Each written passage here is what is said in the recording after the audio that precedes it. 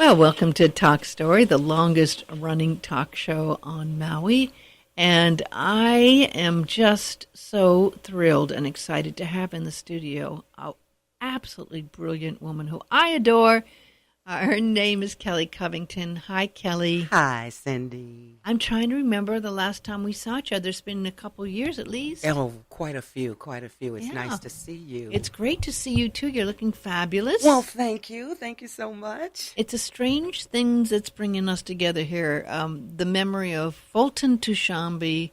You were just so close, family close, yes, brother, we sister. Were. That's right. And I just adored him, as so many people did, because he helped so many musicians out. He helped me out with the recording of Practicing Aloha. Was all done by him with some wonderful people, including you singing me. Backup. Remember Yes, Celebrate? I do remember that, yes. And Eric Gilliam was on that track as well? Yes. In fact, the other day, I was looking through some of my old, remember, the problem is we have these old computers. Some of them don't work so well, but they just kind of sit in the background. Mm-hmm. And he did a recording of a song that he did, which I never released, with you singing, that is somewhere there in one of those files. Tucked away. Tucked away, and I found a CD of spoken word pieces I did with his music behind it.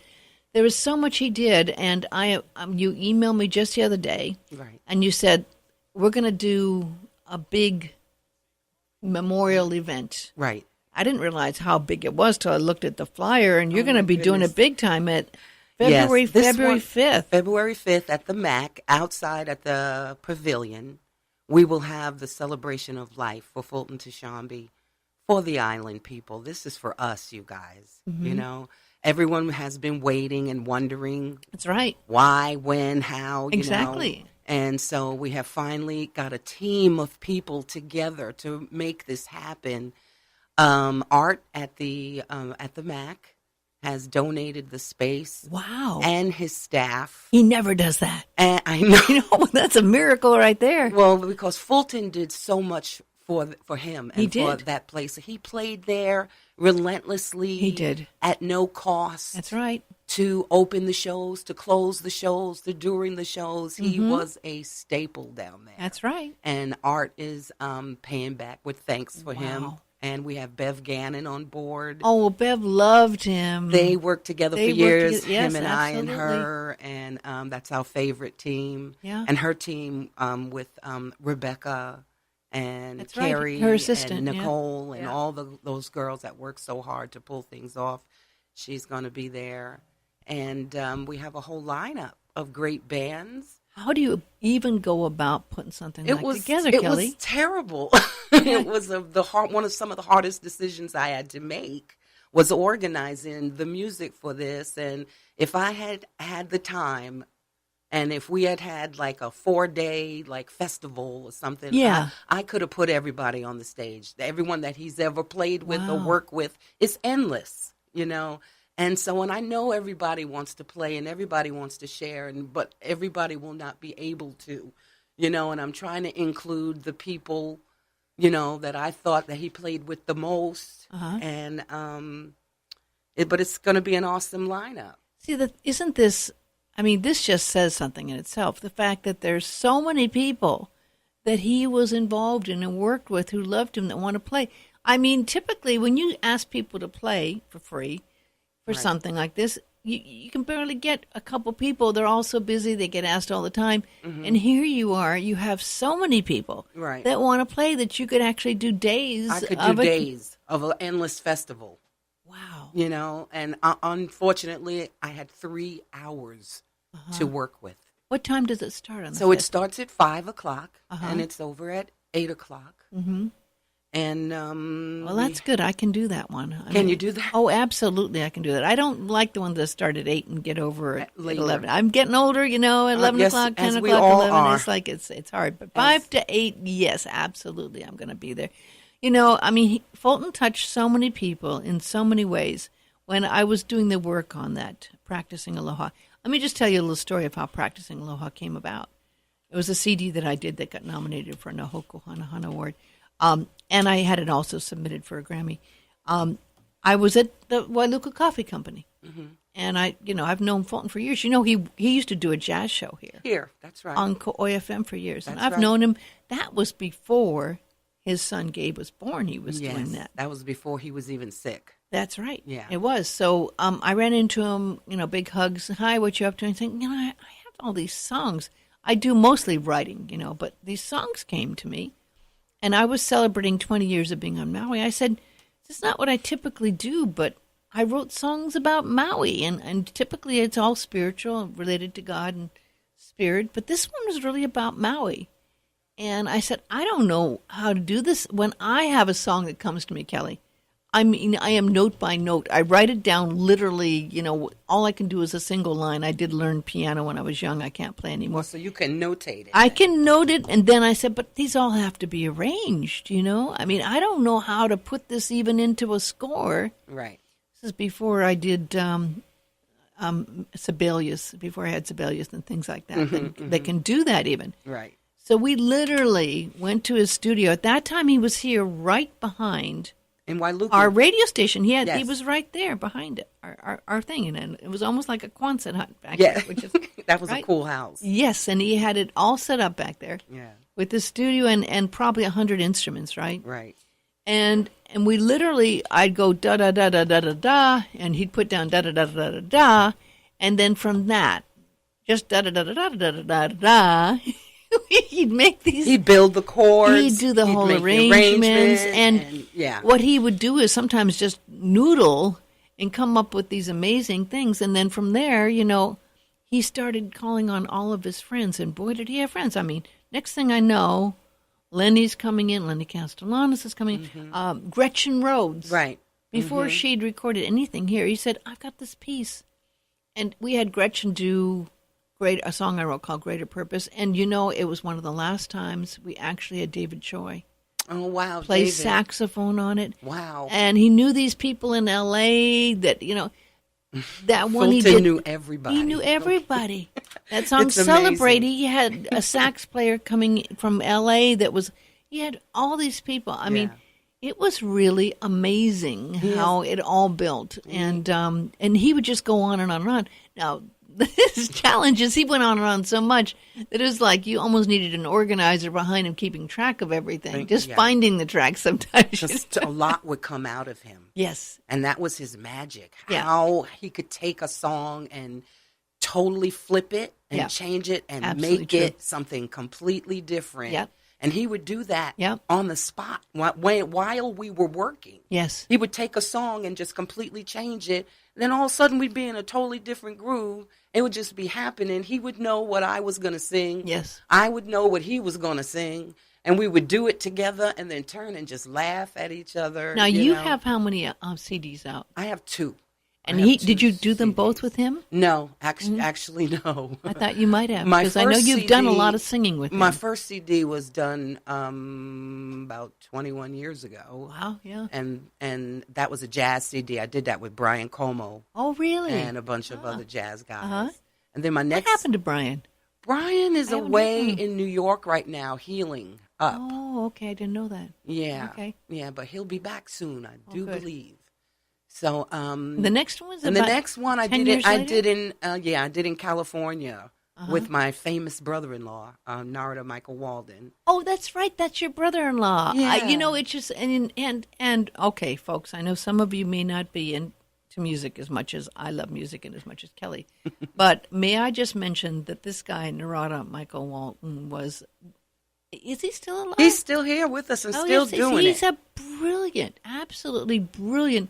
Okay, so how do you describe? I mean, in my terms of knowing music, it was like he was one of the first new age musicians. I mean, I'm only saying that because he's so freaking spiritual. Right. I mean, he is a master, Yes. And for him, it's just his mind is there, his soul is there. Yes. And he put out some amazing recordings. Yes. But he also worked with a lot of people. He produced Whitney Houston, Aretha Franklin. Wow, I didn't know that. Mariah Carey. I did not know that. Oh, yeah. Guy's yeah. brilliant. But Many he's- Grammys, right? Yeah, many Grammys, Emmys, and he's one of those triple winners. Yes. Yeah. Yeah. Yeah, he did music, but he started out as a drummer, a jazz fusion drummer with John McLaughlin, Wow, one of the very biggest names. And Jeff Beck and people Wow, like that. amazing. And then he blossomed into this producer and writer that has just been amazing.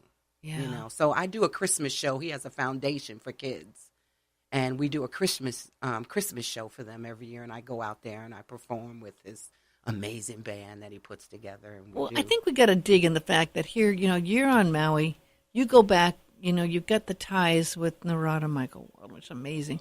But people do not realize that somehow when you're living on Maui, people here don't get the respect that they do in the industry in New York or in Hollywood or even maybe Chicago and other places. You know, you have those connections and those roots. And a lot of people don't realize it because Fulton just liked being here, that Fulton had those many roots, those deep, deep roots as well. Yes. And I saw it when we did the CD, Practicing Low. He just calling friends.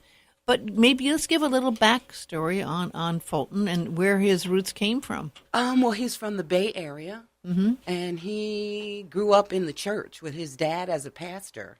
I did not know his dad was a pastor. Yeah, and they had his own church. Wow. And Fulton grew up behind the organ. Wow. Backing up his father every Sunday and all the choirs and everything. There you go. And then he started playing in the clubs and getting up there. And he's one of his big breaks was playing with a group called the Whispers.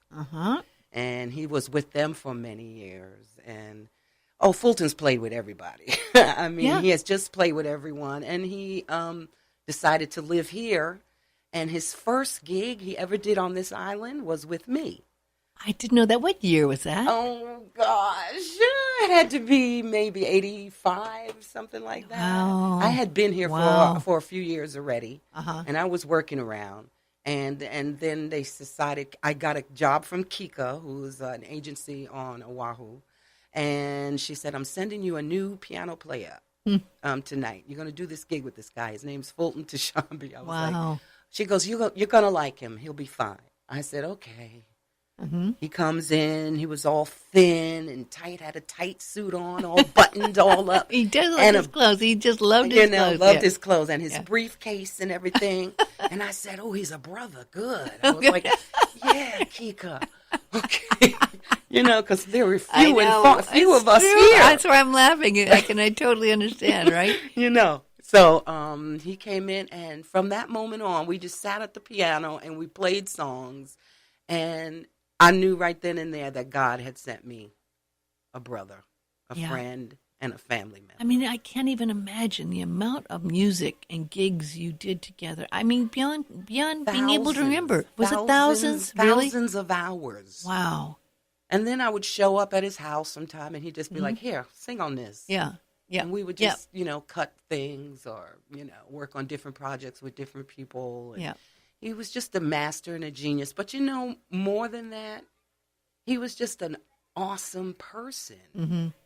He saw the best in people. The love and the generosity he gave people was just, incomparable. And the way he carried himself throughout his whole illness was like a lesson.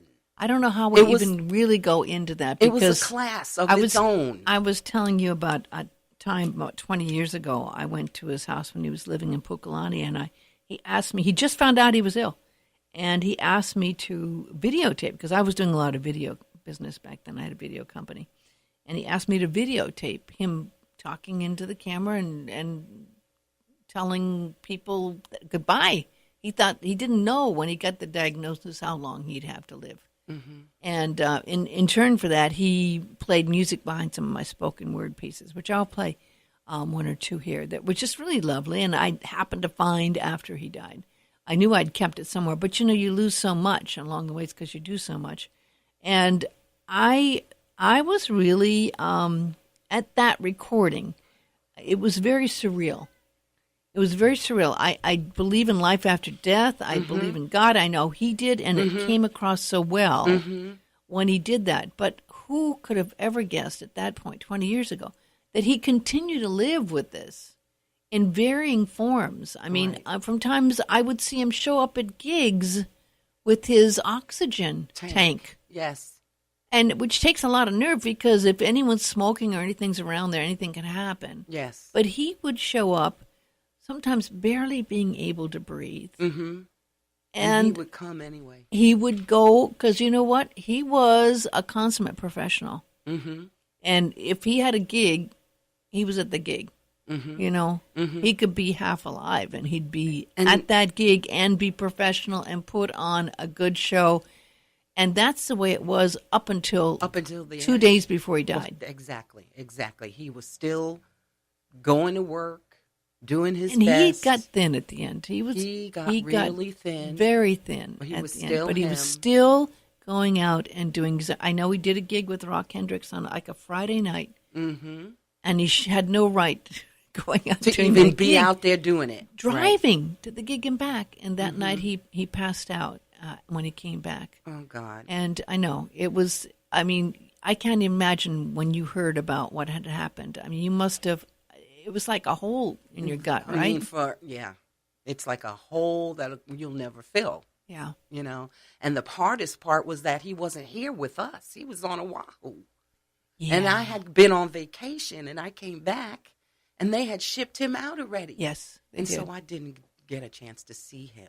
But at that point, he was mostly. But he was already yeah. half there. Yeah. I mean, we were all praying for the last 4 days of his life, 4 or 5 days. Mm-hmm. But we knew. I mean, I had a dream about him. In my sleep, he came to me, and we had a discussion about what to do, whether he should stay or should I stay or should I go? Mm-hmm. And it very clearly came down to if he were going to stay at that point, he'd been unconscious, he'd been in a coma, and he would not be the same wouldn't person. be him And he anymore. was told, the doctors told everyone that if he does come back, he wouldn't be able to do music.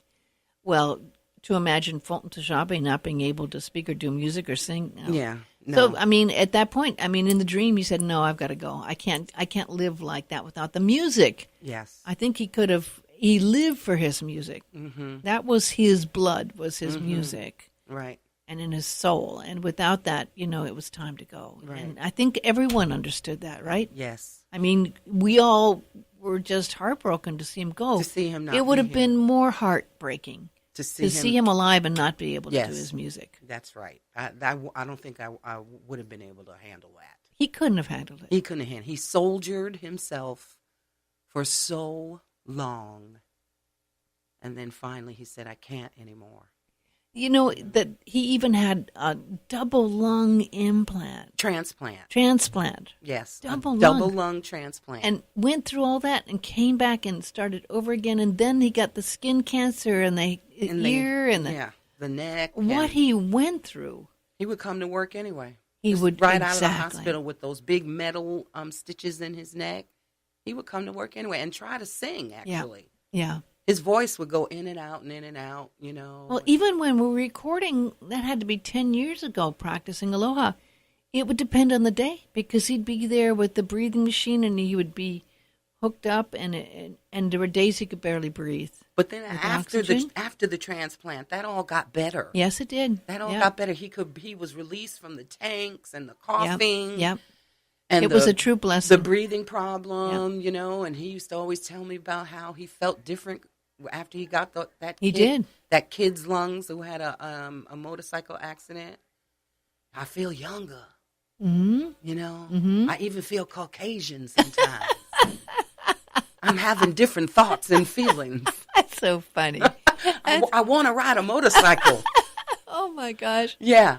Oh my gosh. He'd always make you laugh, Always absolutely. make you laugh. I miss him and so he had much. so many great styles, my God. And you ever seen anyone that have more piano clothes? I mean, he had a piano tie, he had piano shirts, he had piano everything. A scarf, a hat. All kinds of sculpture and artwork. Shirts. And oh, yeah. I mean, I've never seen. And he just had a fetish for instruments. Oh, boy. You walk into his apartment, his last apartment down here. Mm-hmm. And I know it well. In Kahului, you could barely walk in the door. Right. There were basses, there were guitars, there were saxophones, there were strange instruments I don't know the name of. Right. Drums. And piano is different kinds of pianos. Oh, and my gosh, Kelly, he loved equipment. You did. Oh my God, I'd go over there and he said, I got this $20,000 Neiman microphone. I said, what? But I got it for $100. I know. Because let me tell you about the deal. I know, Okay, exactly. because I did this and that and this. We did this. And I'd be like, okay, Fulton. He was a gadget guy to the end. He loved Anything new came out, you better believe he'd have it. I mean, I couldn't believe he had one of the first iPads. Remember, the iPads came out, and he had that immediately. If there was a new Mac that would come out, he'd have to get the new Mac. If he'd have new equipment or software, I mean, he'd be going down there, I got this new software. But Fulton, it would take months to learn how to use, you know. He'd get it anyway. He'd get it. Well, Bounty music is going to be very sad. Whatever happened to all those instruments and the equipment and everything? Well, I was in charge of cleaning out his apartment. Wow. And so that must have been tough. It was tough. It went on for like 2 weeks. Wow. With a team of people. Wow. That helped very selflessly and giving and very generously. I wouldn't have been able to do it without them. He had a massive amount of equipment and instruments and clothing and things like that. Oh, yeah. And a lot of it went to our friend Bruce from Village Audio, and he's been selling the stuff. So if you guys want things, you could call him. I'm going to call And him. he's been giving the money to the kids. Let's explain that. Now, children. in case you're just tuning in, we've been talking about 20 minutes here to Kelly Covington about Fulton Tashombe, who was a one-of-a-kind musician that made a huge difference. The difference he made into the music scene in Maui is you can't even begin to compute in your mind the impact he made on so many people. Mm-hmm. And it kind of, all of it didn't start coming out to after you started reading the Facebook posts and seeing all these people who said, wow, did this, he did that, this happened to me, the stories, kept evolving and people could kind of relate. And so people don't realize that Fulton, I don't even know how he ended up paying his rent. He was very concerned about what could happen if Obamacare was ended. Mm-hmm. He was barely surviving. Right. He worked really hard. All the time. But, he was always just struggling to see how he could pay rent, how could he survive, right? Right. And he did a lot of that, of course, with, the help of friends who loved him and supported him. Right. But I don't think there was hardly anything left over when he died, any kind of money or anything left. No, probably, when he died. Probably not. Yeah. I don't think. So the money that's coming in from the sale of stuffs and for the concert tribute on February 5th, that's all going to be going towards paying expenses and to the family? Yeah, we'll be giving all that to his family. He has a daughter that lives here on Maui. A beautiful daughter. Oceana. Oceana's absolutely dropped it. Gorgeous. Yes, gorgeous girl. That's like one of my other children. Mm-hmm. And his son, Gabriel, lives on Oahu and is studying medicine. I didn't know Gabriel went to Oahu. Yes. Gabriel was born while he was still here at the radio station. Yes, that was back when he had the house in Wailuku with the basement studio. That's right. That house up the street here. Yeah. Beautiful house, rock house, right there up on Upper Main Street there. Yeah. Heading towards EO. And, of course, the name Gabriel, perfect, right? Right. Blow your horn, Gabriel. Angel Gabriel. Yes. And he adored Gabriel. Yes. And all his children. He has all other children as well on the mainland. Right. But I kind of can't help but wonder because Gabriel was there and saw his father go through all these health challenges. Yeah, and he was with him at the end. He was with his son. His son was with him. Mm-hmm. And maybe that's why Gabriel wants to be a doctor. Yeah, maybe. He held the phone to Fulton's ear so I could talk to him, like the day before he died. Oh, really? Yeah. And we had a small benefit for him while his brother Donald and his sister Marilyn were here right after he died. I didn't even hear about that. We had a small memorial at the VFW in Kihei, and just so we could provide his family with something. Mm-hmm. And so we had a small gathering, and I couldn't invite everyone to that either. Mm-hmm. But his son Gabriel did come over for that, and his kids and his grandkids were there as well. So this is for that to give some money back, but I think it's much more than that. It's really to so many people wanted to get together and share in the love, exactly, and the stories that's and what the it's memories, for. Exactly, just like we are right now. Exactly. I don't want to say the word closure because I know Fulton believed in life after death. Mm-hmm. I know Fulton. I mean, I had conversations with him, and I'm sure you probably did too. Yeah. And he's going, sometimes this is just getting to be so difficult. I mean, I really am thinking it would. I mean, I'm looking forward to not having to deal with all this on the other side. Yeah. I mean, and I totally, I get it. I totally can relate between this health challenge after challenge for 20 years, challenge after challenge. Right. Boy, I listened to that song by Jimmy Cliff, Many Rivers to Cross, the other day. You know that song, Many Rivers to Cross? Oh, you have to hear that song. No. It's amazing. But it is, many rivers to cross, but I still have to find my way over.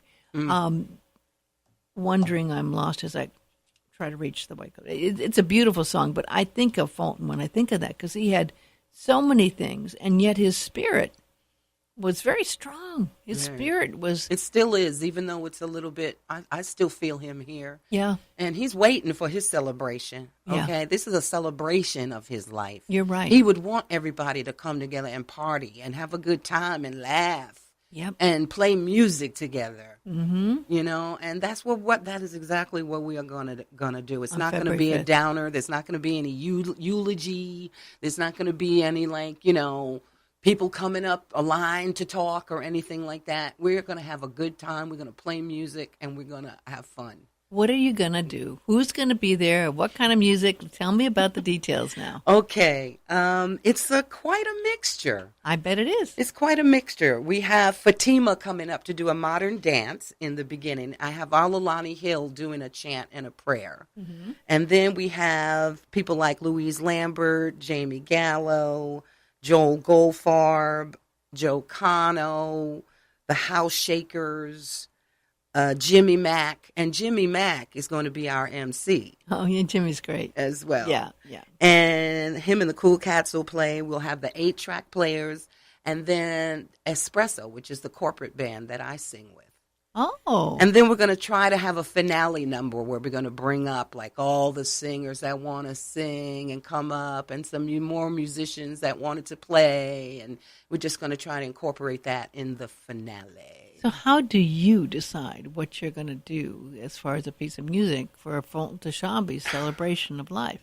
Oh, my That's gosh. a hard call. It is. I found a piece, though, that I'm going to play with Joel Goldfarb. What is it? It's called You Were Loved. And it's a Whitney Houston ballad that I think is really perfect. And the other people are choosing things that they... I'm getting chicken skin as you're saying that. Oh, really? I am, yeah. Yeah, and people have their own things they want to say and do and songs they've written and worked with Fulton on and, And I just really had to spiritually close my eyes and just feel like who was it speaking to me the loudest and the people that I'm used to working with and I think the people that play with him most and I had to make decisions and so that's what I've come up with here. So well, I don't know if people know what it takes to put on something like this. I don't think the average person's ever tried to put on anything like this because this is not an easy thing to put on. It's not easy putting any event on, but when you have probably involved in something like this, you probably have about 25 different musicians, maybe 30 in different groups and people all going to be there to perform. So there's the logistics, the time, the rehearsals. There's a lot. You got to figure out what's going to be played. You got to have everyone has their own thing they want to have for their sound, but you got to have a certain basic sound. Is there going to be a basic house band? No. Oh, so that's even more to deal with. You could get each band coming up having their own band. It's going to be about 5-minute transition between bands because we have all the back line and everything all set up, and the MACC is providing us with the sound company. This is not indoors. This is outdoors. This is outdoors. Okay. Yeah. And so they are providing me with a wonderful staff of Wow. engineers that day. Wow. Who's going to set up our equipment, and Bruce Yeah. Bruce Sanders from Village Audio is doing our back line. That's all the amps and everything. So all you have to do is unplug, and the next person plugs in. That's all you have to do, and change your pedals out or whatever, and quickly, because everyone is only going to get about 20 or 25 minutes to play. Well, yeah, because you can't. There's too many. There's too many people. Yeah, exactly. So I have a tight schedule, and I have a stage manager, which is Kathy Marchetti from Kika Inc., helping. And Is that Paul Marchetti? Yes, that's his wife. Oh, okay. She does that. She's a professional stage manager. I didn't know that. Yeah. Well, good on that. Her and her son, their son Claudio, and so yeah, it just it takes a lot of coordinating. Well, it absolutely and does. Organizing. And I've been to some celebrations of life, but I can easily predict that there'll be nothing quite like this that Maui's seen. Now, there was this event that was a fundraiser that happened at the Theater. Was that 7 years ago? That was before he left to go have his surgery. Operation, right. Well, yeah, we had a fundraising event for him, which was at the Theater, and it was a fabulous show, actually, too. Yeah. And we provided him with some traveling money and some bill assistance, and just sent him off and hoping that the best would happen. And it did. And it did. And it was a very complicated. Yeah, there was a lot lungs, my God. A lot of people helped with that, too. Yeah. A lot of people. Which was amazing. Helped. Yeah. So, this is it's a kind of a unique, one-of-a-kind Maui gathering that's going to be happening on February 5th at the MACC. A unique, very unique way of, at the heart of it, a lot of musicians who had this deep connection with Fulton and loved him. But there is a part of Fulton I'd like to talk about here for a little while we haven't talked about. And there's this whole other world besides the music and musicians. He was a teacher. Oh, my gosh, yes. He was a teacher, and he was very, very proud of being able to teach children in schools and getting them the help and getting them to learn how to play.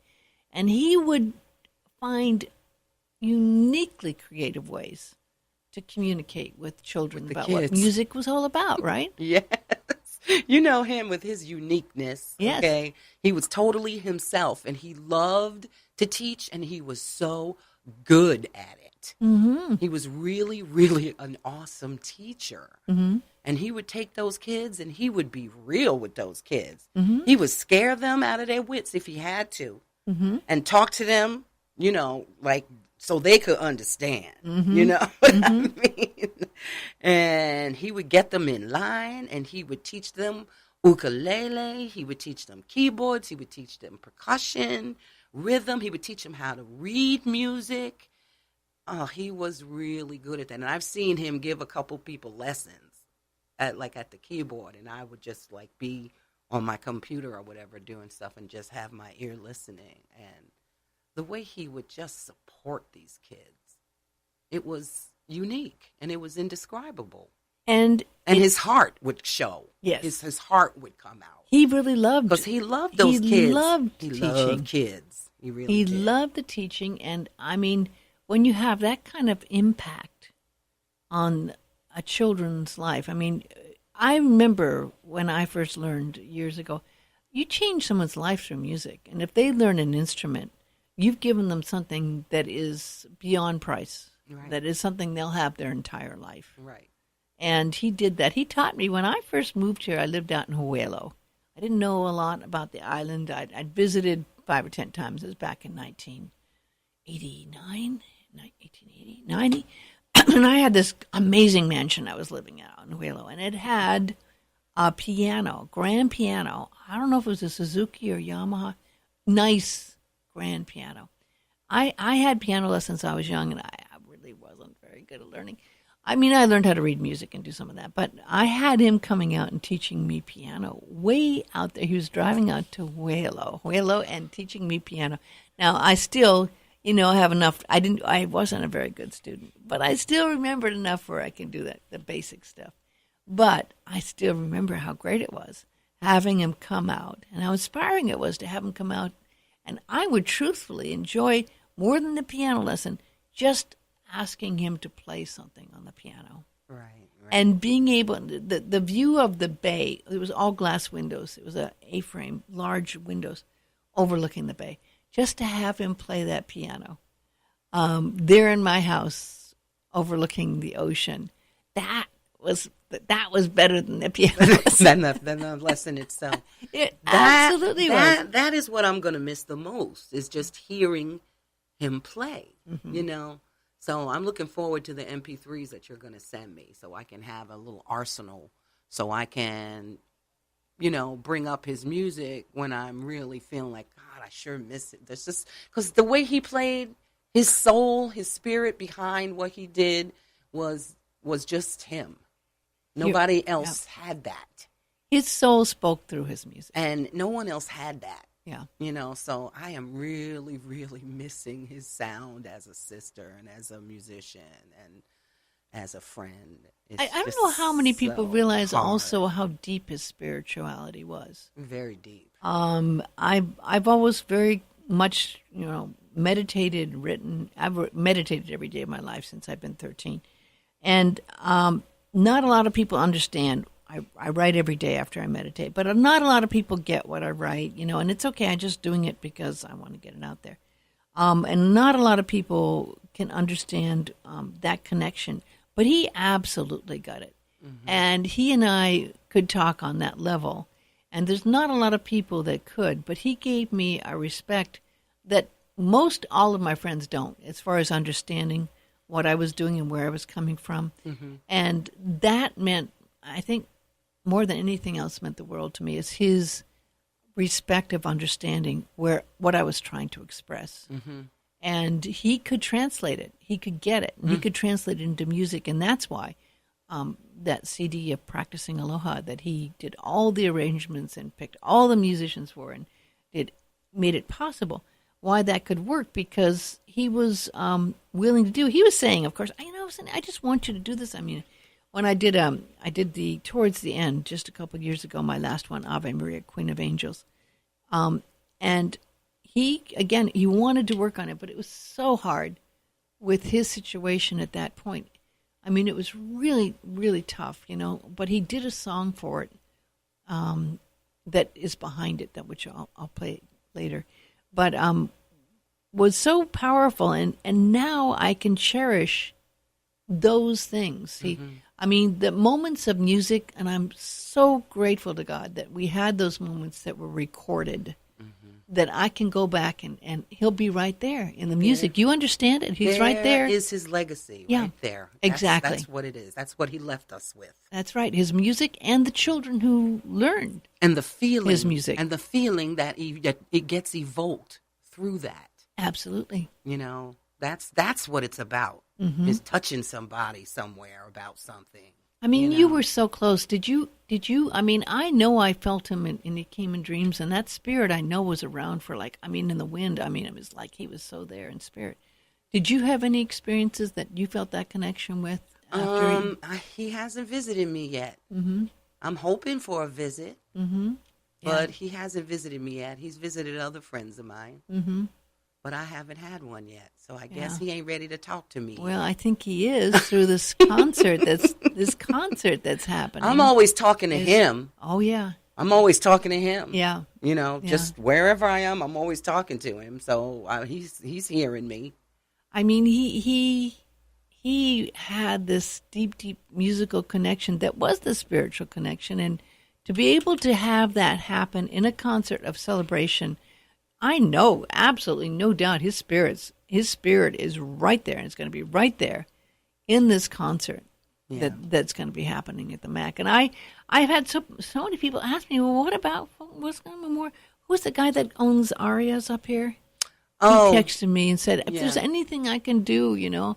And he already provided us with food for the first memorial. I was going to ask because he wanted to help. He was so generous and sweet. Yeah. Oh my God, he provided us with a gorgeous spread that day when Fulton's family was here. Wow. See, I mean, it's that kind of friends. Right. I mean, how many people did you deal with? There must have been, even just trying to put this thing together. There had to be hundreds, right? I mean, Yeah. I'm overwhelmed. Yeah. I'm overwhelmed with that. That's why I'm glad the people that are on Facebook are on there. I am not. But that was a very good way to spread the word. Mm-hmm. And I appreciate all you Facebook people. Yeah. Thank you so much for sharing. Now, we have about 10 minutes more, but I haven't talked to you at all about you. It's all been about Fulton and this gig on February 5th. But I have major respect for your voice and your talent. And I have to say, I think if you were anywhere else but Maui, boy, you would be doing like super gigs with the biggest names in the business, but you're here on Maui. Yeah. And you're dedicated to being here on Maui. Yes. So, you have, and you know the people, and you've had a chance to work with the people, but you're still here. Mm-hmm. And I don't think you get enough respect you have this amazing voice, Kelly. Thank you, Cindy. You got a big voice and Yeah. so much soul. And you can do just about any kind of jazz and music, not just jazz. No, just jazz. Not just jazz at all. I cross over. You do cross over. I'm one of those singers.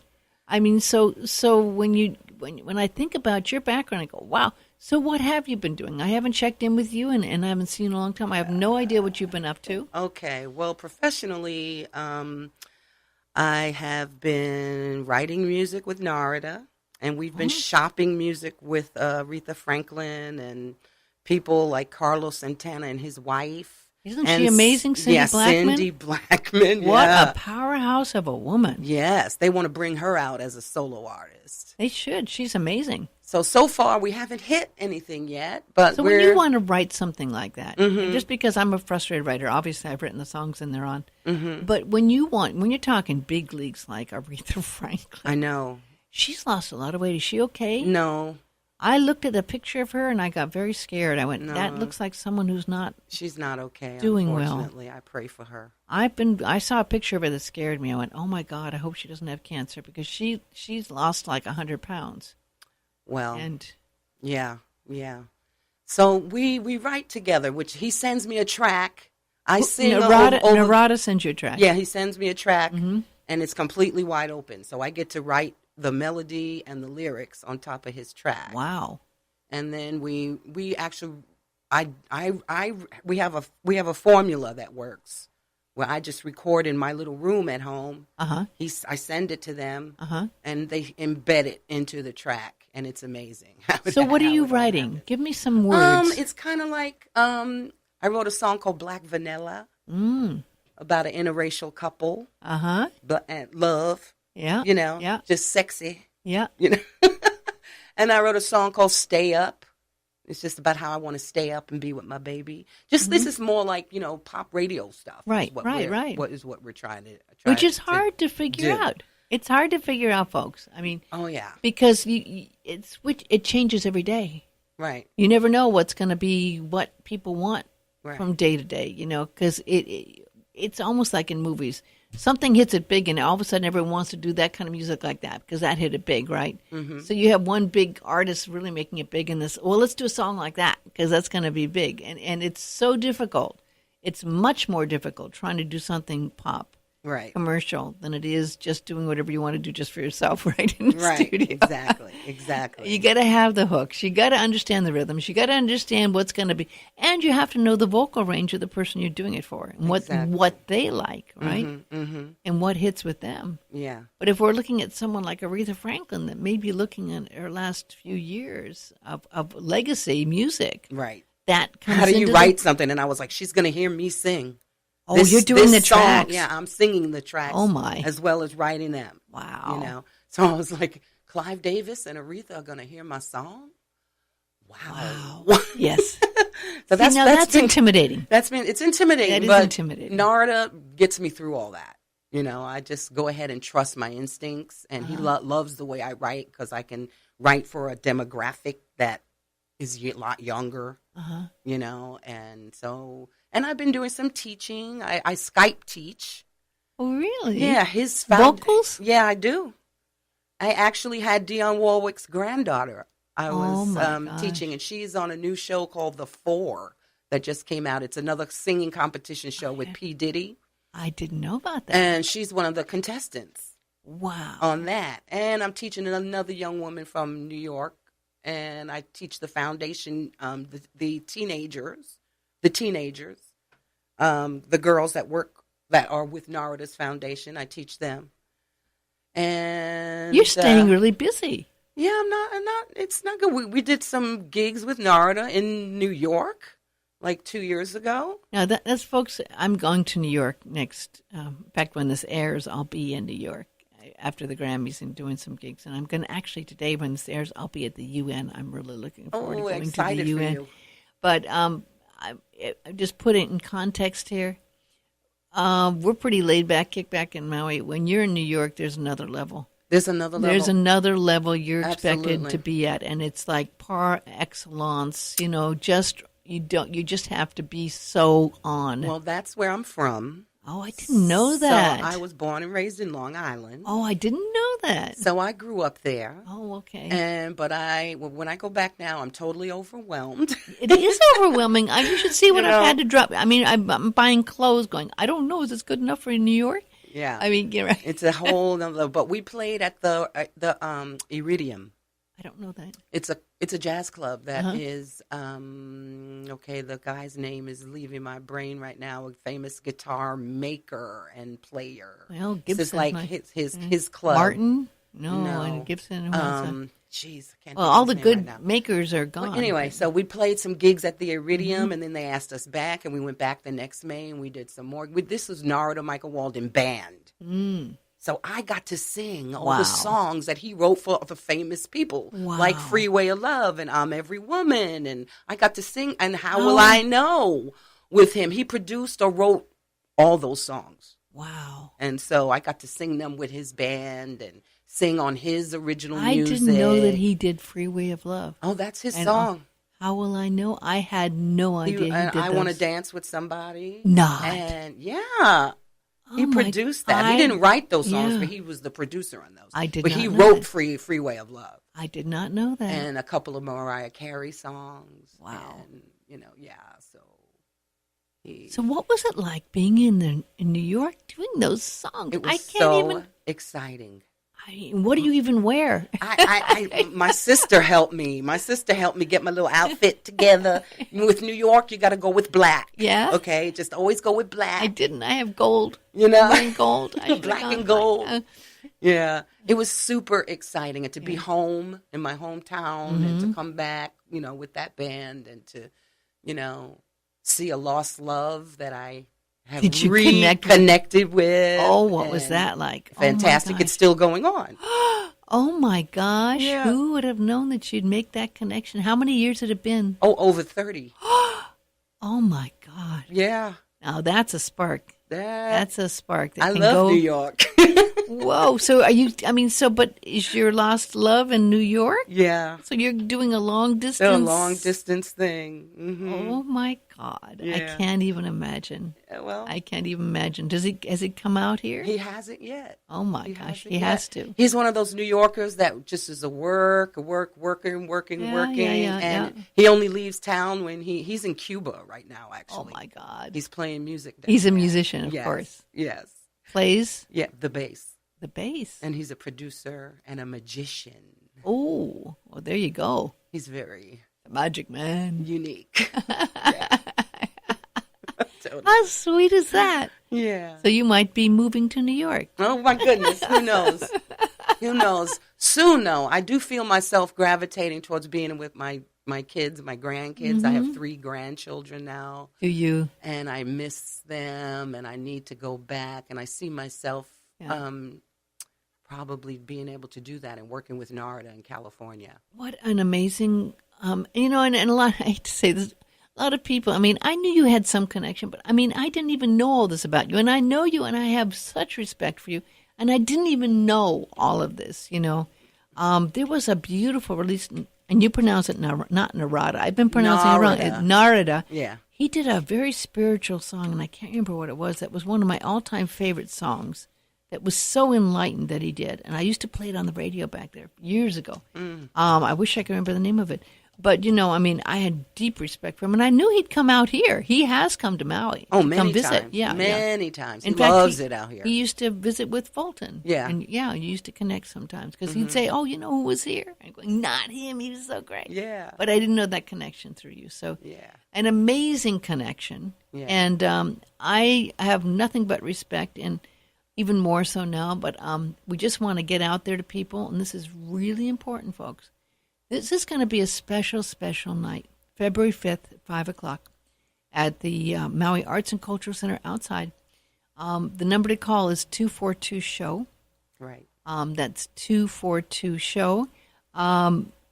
It's more than just the music. It's going to be the people, the spirit, Fulton spirit, and all the magic that does happen when everyone gathers to celebrate this amazing man's life. Yes, and I appreciate you giving me the time to come on and to announce this, because I really want everyone to show up. And then could you please RSVP at rememberingfulton@gmail.com. We would kind of like to know how many people might show up.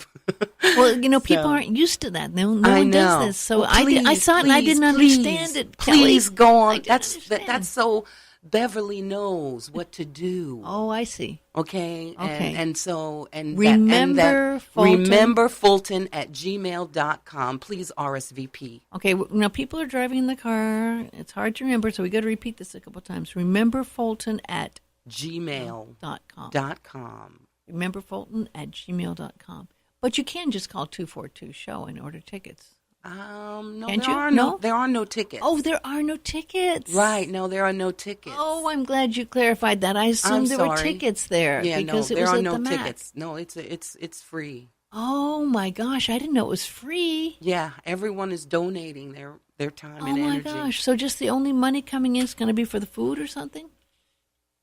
Wow. The open bar. I mean, not the open bar, the cash bar. Yeah. That will be open. Okay, well, see, now that was an important factor. I just assumed there was going to be a cost on this. Yeah, but no. Wow. Just RSVP. That's your payment. All right, RSVP at rememberfulton@gmail.com. All right. Well, God bless you. God bless Fulton, and I am just very blessed to have known him and have been able to work with him. This is a little bit we're going to go out with here. Fulton played behind words I did. Thank you, Cindy. Thank you, Kelly. You are with me in the light. Let your heart be open to the love that is precious beyond compare. The jewel in the heart is the light that radiates with unconditional love. The radiation of love is the magnet that works magic when you believe that you are love. For you have the love of God in your heart, and you are blessed with the grace of God's inheritance, the divine gift of knowing who you are when you believe that you are love. And as you bring yourself to the truth that heals, and the love that brings joy and happiness, your life becomes a blessing when you believe that you are love. Be the blessings by being at one with this love, and shine this light of love forth like the sun upon all that is around you. It's easy when you believe that you are love. The light of love comes with a smile from the soul. The flame of love burns with the spark of God's holy breath. Breathe the spirit of the holy light, and keep that love light burning, always believing that you are love. Till you purify the old patterns and alive in the new life that's waiting in the paradise that is around you here on earth, always believing that you are